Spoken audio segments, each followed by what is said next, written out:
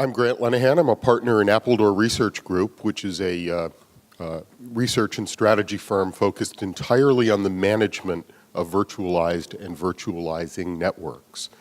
So I'm actually very pleased to be able to contribute to this track, which is really asking that very important question: how are we going to manage virtualized networks, networks that are expected to be much more flexible and deliver new types of services, and yet can't do that without real changes to not only our operations thinking, our operations processes, and the software technology that supports them.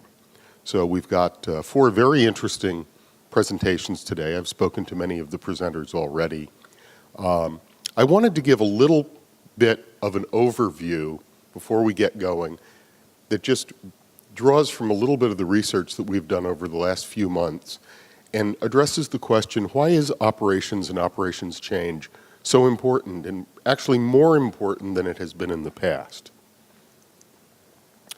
And by the way, all these are available for you to download, so no need to memorize things.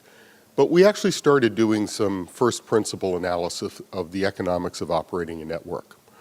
And there's one major point that I want to make, or 2 major points from this. The first is that OpEx, or operations expenses, dominate the cost profile of any operator. This is a view today, not in the future. In the report we get into a view of the future as well. But the second is, even though OpEx dominates, the amount of capital invested in networks and therefore as a component of services is very, very large in our industry.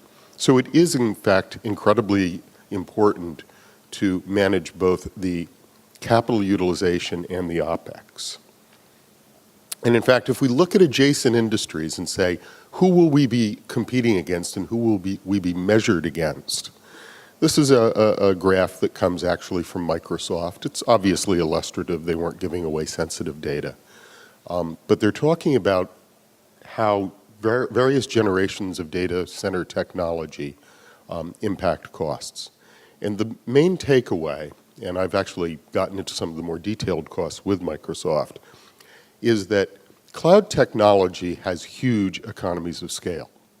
But there's 2 parts to economies of scale. The first part is you spend a little bit more both on operations and on infrastructure up front. And then, like a very efficient factory, you get far, far lower operating costs of setting up a service, rearranging a service, etc. So this makes a lot of things affordable that would not be affordable in the past, but only if OSS, BSS, MANO, all of our operations software and processes are as flexible as the new networks that we're building. And what that ultimately does is it results in a different cost curve. It results in a cost curve that starts a little higher at fixed costs of building the factory of running a network. And yet the slope of it, in other words, the incremental cost per operations unit action, should be, if we do our jobs right, smaller.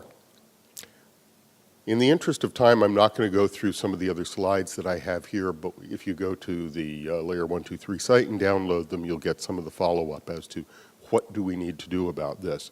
We actually came up with 5 hypotheses on how operators need to both boost revenues and shave costs, taking advantage of agile, virtualized technology. So without going any further, I would like to, I don't know why this is doing that, I would like to introduce our first speaker, Nick St. Pierre from Sandvine.